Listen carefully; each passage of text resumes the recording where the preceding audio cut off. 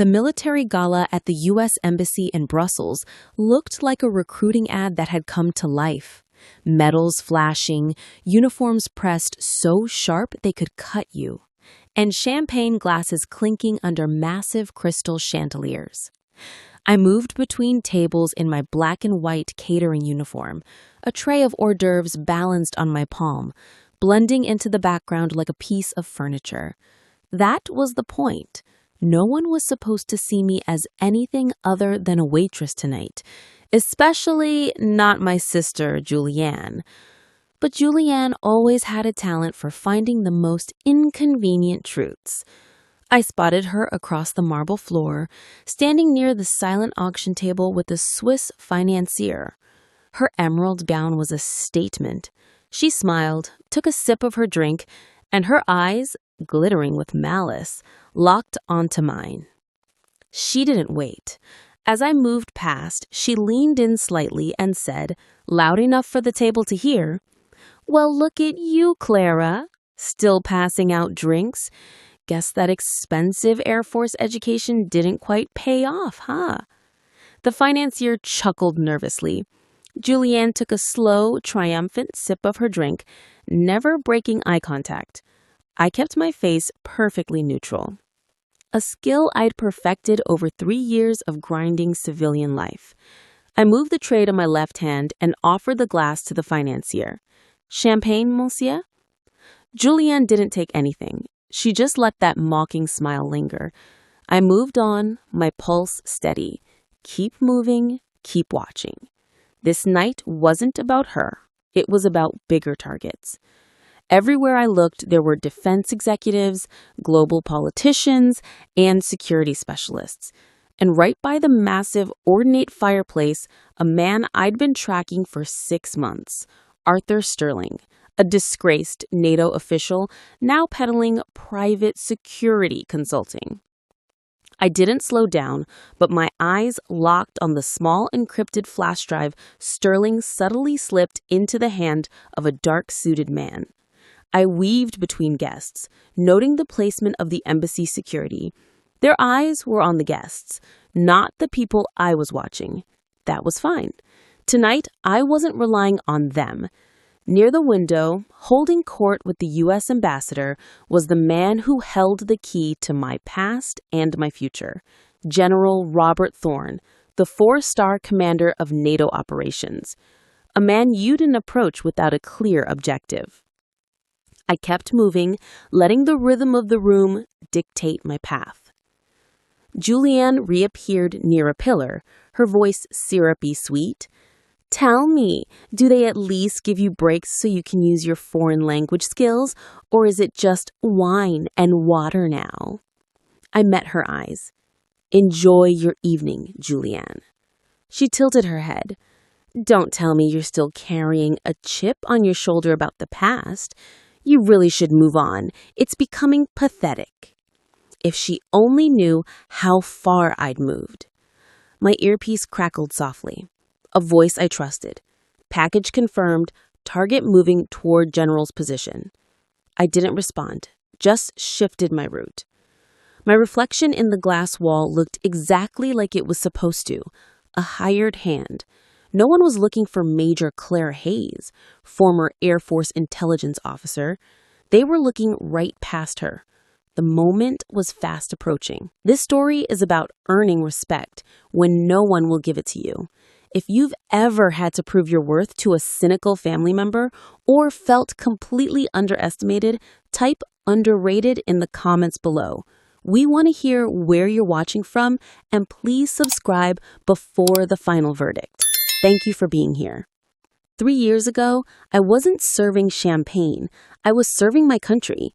As a rapidly promoted major in Air Force intelligence, I was stationed in Germany, overseeing highly sensitive tactical communications for NATO missions. Then the storm hit. A massive classified data leak occurred. System schematics for a next-generation drone array were compromised. The investigation traced the breach directly to my secure terminal. I was pulled into a closed-door review at Ramstein Air Base. The room smelled of antiseptic and accusation. They laid out the case, logs, timestamps, and an IP trail that all pointed to me. I identified the flaw, I reported it, but the evidence showed I was the last one in the system. The verdict was swift and brutal. Honorably discharged, stripped of my security clearance, and left with the scarlet letter on my record. No court-martial, but no defense either. I walked out with my life in a cardboard box, carrying a professional death sentence. My entire identity, built on 2 decades of discipline and service, vanished. Julianne was waiting in the hallway. She wasn't sad. She was vindicated. "You should just accept it," she advised, her voice low and firm. "Fighting it will only make you look worse. Go home, Clara. It's over." That was her final perfect act of superiority, cutting me off while pretending to offer support. She was the one who moved on with a perfect civilian life. I was the one who failed. For months, I was useless. No civilian employer would touch me. I ended up back in the States, renting a dusty little apartment, taking odd jobs. No one called me major anymore. One rainy afternoon, 6 months after the discharge, the only thing that kept me from collapsing arrived. A plain, unmarked package. Inside was an old encoded memory card and a small note in my late father's distinct handwriting. "Seek the eagle. The truth is in the timing." My father, a retired Air Force colonel, had been my one defender until his death a year prior. He hadn't sent this before the breach. He'd sent it as a posthumous defense. I spent the next year chipping away at the military-grade encryption in my tiny apartment.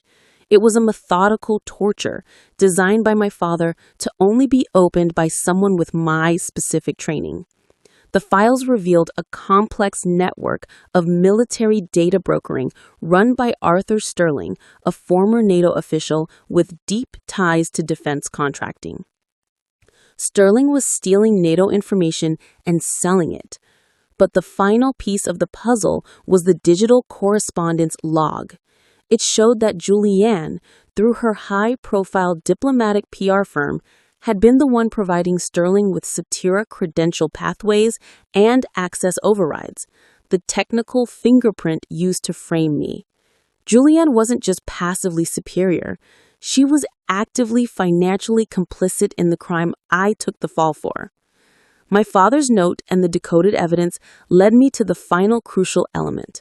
A former contact confirmed that General Robert Thorne, the 4-star commander of NATO operations, was quietly running a top-secret deep-cover counter-op against Sterling, codenamed Eagle's Descent.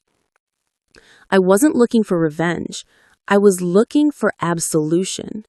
My mission tonight, working completely off-book and without official clearance, was to infiltrate the most critical node of the conspiracy. I was wired tonight. A covert microphone was disguised as a cufflink, a fiber-optic live feed camera was embedded in the serving tray handle, and a signal burst transmitter was strapped to my wrist. My civilian cover as a waitress was flawless. Sterling was now moving toward the general's group. Julianne, always seeking the spotlight, saw me tracking Sterling and followed, intent on making a show of her superiority. Julianne got to the general first, shaking his hand with practiced diplomatic charm. "General Thorne, a pleasure. I'm Julianne Hayes, CEO of Apex PR. My firm handles sensitive accounts in the region." He gave her a tight, polite smile. Sterling slipped into the conversation, joining the circle. I took my position, moving behind the group, holding my tray so the camera had a perfect sightline of the flash drive in the other man's pocket. Julianne saw me, and her eyes lit up, ready for the final, public kill. She leaned in toward the general, making sure her voice carried. "General, you wouldn't believe who they hired tonight. My sister, Clara. She used to be, well, she was military, but clearly things change. It's a tragedy, really, what happens when people overreach their abilities." She paused, ensuring Thorne was looking at me, the waitress. "She thinks she knows everything, but look at her now. a waitress. I kept my grip steady. The mic was open. Sterling's face was inches from the general's. Thorne glanced at me, his gaze sweeping over the catering uniform. Julianne smiled, fully exposed now, waiting for the humiliation to land. Thorne turned back to Sterling, who was now subtly giving him a toast. A success to future partnerships, General. Sterling's glass hovered midair. I didn't break character. I didn't move my lips. I bent slightly toward General Thorne, the tray balanced easily in my left hand, and let the 3 words leave my mouth in a quiet, steady, perfect French whisper. L'aigle est ici. Thorne froze. His eyes narrowed, then snapped back to me, holding my gaze for a fraction of a second. L'aigle was the exact code word for his operation. He recognized the tone, the urgency, and the call sign that only his top command knew. Oracle?